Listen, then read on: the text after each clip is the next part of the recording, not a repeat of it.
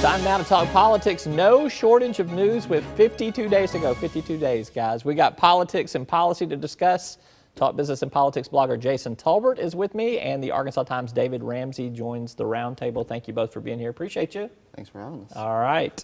Let's begin with the Senate debate, the biggest news of the week in my estimation. Okay, so I got a little bit of reason for wanting to talk about that one, but it is big news that Tom Cotton and Mark Pryor are going to square off in a one-on-one setting, maybe the only one-on-one setting we get. What's your reaction to hearing the news that they're going to finally do the debate, Dave? Well, I mean, you know, I always actually find this the most tedious part of political campaigns, the debate over the debate. Yeah. But there's at least going to be this one-on-one debate in Fayetteville. Cotton's camp is upset because foreign policy is not on the agenda, and there's some dispute between the two campaigns as to just why that is. And then there's this AETN debate that Pryor has accepted. Cotton's team is still thinking about it. They want to find out who the panelists are going to be. They're afraid it's going to be you and Max Brantley and John Brummett. Yeah, exactly. I can promise at least that it won't be me. Yeah, or maybe Barbara and David Pryor will be the panelists. But they're you know, the Pryor camp is saying basically that that is a forum at which foreign policy can be discussed. The other issue with that one is that the Green and Libertarian candidates are also invited, so it'll be a little more of a spectacle, I suppose. Yeah, Jason, what do you think? Right. Well, and, you know, we've heard about it all summer. That, like you said, the debate over the debates. Cotton has proposed what he originally proposed: 6 Lincoln Douglas style. Just five. Yeah, just five. Yeah, five Lincoln Douglas style would be debate. too many. Almost kind of like Newt Gingrich proposing all these big, huge, long debates, and it's gotten whittled down until finally we have a very narrow, focused debate. It amazes me that foreign policy is not going to be a topic in the debate. Obviously, that's a major issue on people's minds right now. We have a serious threat from the Middle East, terrorist threat coming from ISIS. It needs to be discussed. Arkansans need to know where these candidates stand, how they would deal with foreign policy.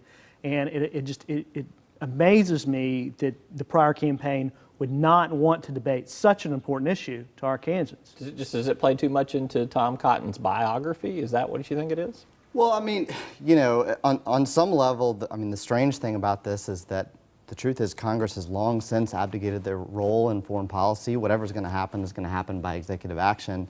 I do think it would be interesting to see the candidates debate this issue in particular because, I mean, Cotton stands out, you know, Cotton on domestic issues is going to vote with other Republicans in the Senate. On foreign policy issues, he is kind of an unreconstructed neoconservative in a way that is increasingly unusual even in the Republican Party. So I think it would be interesting to see them debate that. I do think that, you know, sort of Cotton's background, his military background, is seen as an advantage, and perhaps that's something that would play well in a foreign policy debate. I mean, you know, who knows what's what? The Pryor camp claims that the Fayetteville Chamber of Commerce picked the topics and that they're game to debate foreign policy, and they'll do it at AETN. I don't, you know, sort of parsing the strategic upside one way or the other is a little bit hard to do. You know, at this point, the differences between the candidates are so stark that it's a little hard to know exactly what new things we're going to learn from the debate. But it's fun for folks like us, and there'll probably be a gotcha moment or a gaffe or whatever that may sway things one way or the other. We had a story this week that talked about, it was more geared towards presidential politics from some speakers at the Clinton School, talked about how it's not really about the knockout punch in these elections anymore. It's about a game of tug and war where you just pull a little bit one direction and then it goes a little bit the other direction. And I see that in the Senate race as well as the governor's race, that things don't seem to be moving. They move like a glacier, more or less. I mean, it just is very, very incremental in terms of the changes that we see. Right, and I would disagree slightly with David on one of those points, and that is that we've seen the executive, President Obama, has been very weak on some of these foreign policy issues, and he's taken the stance now where really he has to have congressional sign-off into what he's proposing. And so if that's the case, I think it's very important which party is in the majority of the Senate. And this race could decide whether the Republicans are in the majority or the Democrats are in the majority. But to be clear, what Obama has said is that he would like to have congressional approval, but he in fact does not need congressional approval, and he can act unilaterally. Right. So I mean, and you know, I personally have some questions about that approach, but that has been in fact the approach that the United States has taken to foreign policy for some time. The Senate has largely been quite irrelevant, quite frankly. I do think though that Cotton as a senator would have a unique role in being it would elevate within the Republican Party someone who has a foreign policy position that even within the Republican Party is somewhat controversial. I think back to Syria, when Cotton came out very strong in terms of an intervention in Syria, and a lot of sort of Tea Partiers back home in Arkansas were upset about that. So some of that split in the Republican Party around foreign policy might come out if Cotton was sort of elevated to a position where, if nothing else, he would have a bully pulpit as a senator to make his points. We also saw in Syria that President Obama backed off pretty quickly when it appeared he did not have congressional sign-off to go forward there. So I think that shows evidence Obama is, at least to some degree, deferring to Congress, even though, like you said, he's not required to for that executive authority. He is showing some deference. I have a slightly different memory of what happened in Syria, but we'll save that for another time. Yeah, we'll save it for another time. Let's move on to some domestic issues, really even in the state of Arkansas, the state minimum wage proposal. We saw about a little over a week ago, Republican Asa Hutchinson, Republican Tom Cotton say they're going to vote for the minimum wage. Why do you think they did that? What was their strategy in your estimation, Jason? Well, minimum wage, obviously, it's a very populous state. Arkansas is a very populous state. Polling data we've shown shows most people support raising the minimum wage. We have a state that voted for blue-collar Republican Mike Huckabee to become governor, and then turned around and voted for a blue-collar Democrat Mike Beebe to become governor. So reaching that middle voter, I think, is the strategy those campaigns are using and going after and supporting this minimum wage. I think some of it, too, is to take it off the table. You're not going to see a TV commercial now that says Asa Hutchinson opposes the minimum wage or Tom Cotton opposes the minimum wage. Well, I mean, you sort of have two things going on. Part of the reason, part of the sort of strategic factor behind the minimum wage was it is thought to be something that might inspire some base Democratic voters to turn out. There's an off-year election. There are lots, Democrats are generally going to struggle with turnout in terms of minority voters, lower-income voters, single women. And the idea is that this is a very popular issue among the Democratic base and that this might help turn out. So in that sense, it almost doesn't matter what Hutchinson or Cotton say. But obviously, this is, as Jason said, I mean, I think the poll y'all did was what, over 79%? 79% approval. So it, basically, in the case of both Hutchinson and Cotton, they saw the writing on the wall. They sort of dodged taking a position for a very long time. Hutchinson had this very convoluted, he maybe would support the minimum wage, but not if it was on the ballot. He would prefer it to go through the legislature, where it was probably going to die, and he wanted it to be a little lower. Oh, but then now that it's on the ballot and it's $8.50, he supports it after all. One thing that I think will be interesting to see is that you're right. I mean, it does take the issue off the table in the sense that Democrats cannot come out with an ad and say Hutchinson opposes this thing that 79% of Arkansans oppose, or that Cotton opposes it, or sorry, that 79% support. But what I do think you might see is this kind of flip-flopper charge, and I think in Hutchinson's case, he clearly opposed the ballot initiative previously. Now he supports it.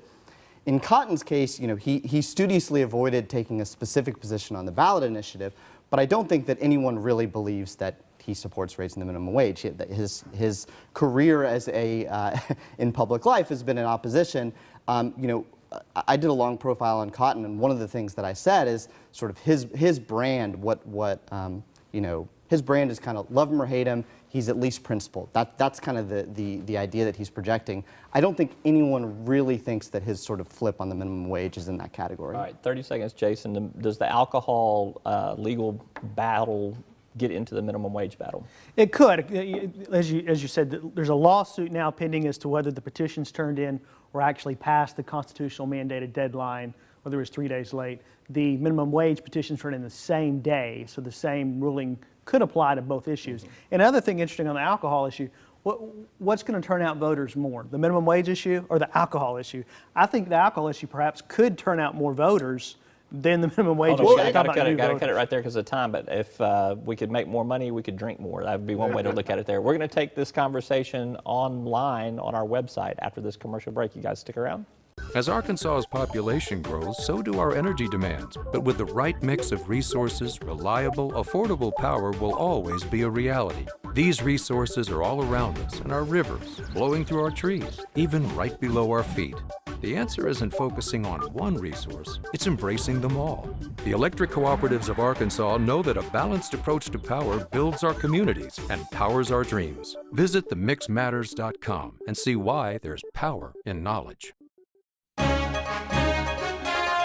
right, welcome to our Web Extra. I'm with David Ramsey from the Arkansas Times, talk business and politics blogger Jason Tolbert. All right, we were talking before we got bumped off air or on television with all of our time about this lawsuit against the alcohol expansion proposal and how the technicality that's being pursued on that could thwart the minimum wage proposal. Do you think it's a valid legal argument there? You know, I think it could be. I was speaking to an attorney this week who seemed to think that the people filing the lawsuit had a valid case. Basically, what they're arguing is the petitions were turned in on July 7th. July 4th would be the constitutionally mandated date, but that was a holiday. Then there was a Saturday and a Sunday following that holiday. And so the Secretary of State allowed petitions to be turned in basically the next business day. The argument then is that the Constitution doesn't allow for that. There's some statutory laws that allow for that, but can the statutory laws supersede the constitutional mandate? So it'll be interesting to see what the Supreme Court does with that. But the point on the minimum wage issue is those petitions were turned in the same day. No one's filed suit yet on the minimum wage issue. Oh, someone will, though, Yeah, if they get a chance. But the two are, They'll have to admit that they oppose the minimum wage, though, which no one is willing to do. Well, no, I found some business owners that will say that they'll do that. Oh, well, yeah. Sometimes they'll recruit someone. Well, I mean, this was sort of, I was trying to game out how the minimum wage impacts turnout. I do think it's something that might excite some elements of the Democratic base, but on the other hand, I mean, if Tom Cotton is voting for this, Citizen Cotton is voting for it, then who ain't? Right. So that almost makes me think that, will it be such a foregone conclusion that this isn't going to be a big motivator just because people think it's in the bag? I don't know if folks think of it that way. But. And of course, the Democrats kind of kick off their big ground game this weekend with their 40 field offices and their push. And the Republicans have a big ground game push too. And actually, a number of folks from outside of Arkansas have been asking me about sort of what my take on the race is. And I actually think that we are at a point, and I was thinking about this in terms of the debates too, is that going to shift the needle? I'm a little skeptical at this point. Only if there's a big oops moment. Sure. I think, yeah. I think we are at a point where it really does come down to, Cotton has a built-in structural advantage running a statewide election in Arkansas as a Republican. That's just a fact. Particularly with Obama still in office, as unpopular as he is. So I think the upside for Pryor is if the Democrats can have a for an off-year election, surprisingly high turnout. I mean, the thing that you keep seeing in polls is this big gap between likely voters and registered voters. Right. There was a national poll a week ago where registered voters, Pryor was up 9, and likely voters, Cotton is up 2. That's a giant gap. Yeah. So if what we keep hearing, and I'm sure y'all have heard this from Democratic operatives, is they have this great ground game. They have all these field offices. They're going to surprise a lot of folks. I mean, we'll have debates about the narrative of the week over and over. But on some level, stuff like black turnout. And I know this came up in the poll that y'all did. Sure. If the electorate is 13% black, 12% black, I think Pryor wins. If it's 9 or 10% black like it was in your poll, he's toast. November 5th, we're going to actually learn. What were you going to say about that? Well, the interesting thing about ground game, we saw one key indicator out this week. Of course, a lot of the focus right now is getting registered voters, mobilizing voters, and at least in terms of new voter registration, Republicans are actually ahead right now in terms of voter registration. Slightly ahead, pretty close. But you've got to believe for Democrats to overcome the Cotton advantage, they've got to not only match the effort the Republicans are doing, they've got to surpass it.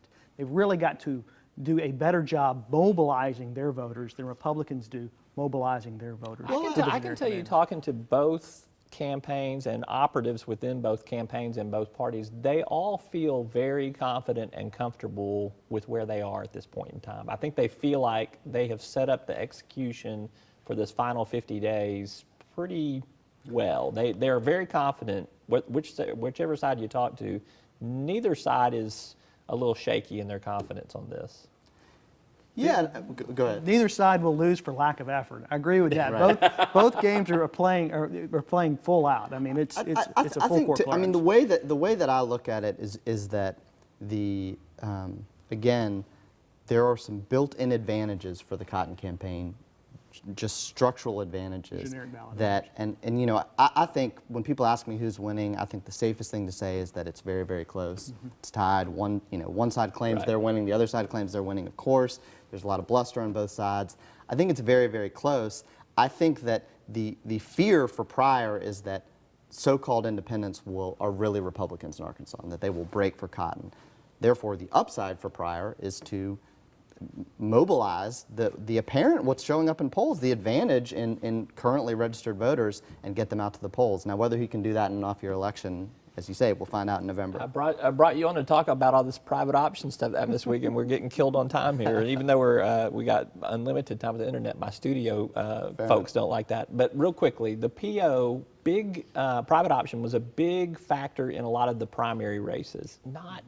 I'm not hearing much about it except in one House race in central Little Rock where the Republican and the Democrat both agree with the private option. So. Right, and we saw some pretty prominent incumbents get beat on that during the primary. John Burris, one of the architects of the private option, chairman of the House Public Health Committee, got beat in his race for the Senate based primarily on the private option.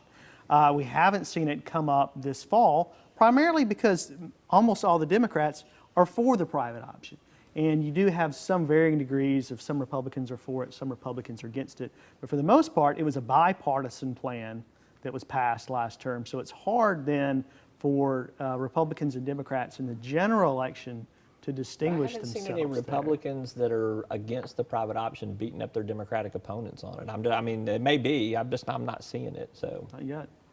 Not yet. Well, and you have two statewide candidates, in very close races, who are studiously avoiding taking a position, or depending on how you want to look at it. I think it's fair to say that Tom Cotton has not taken a position on the private option.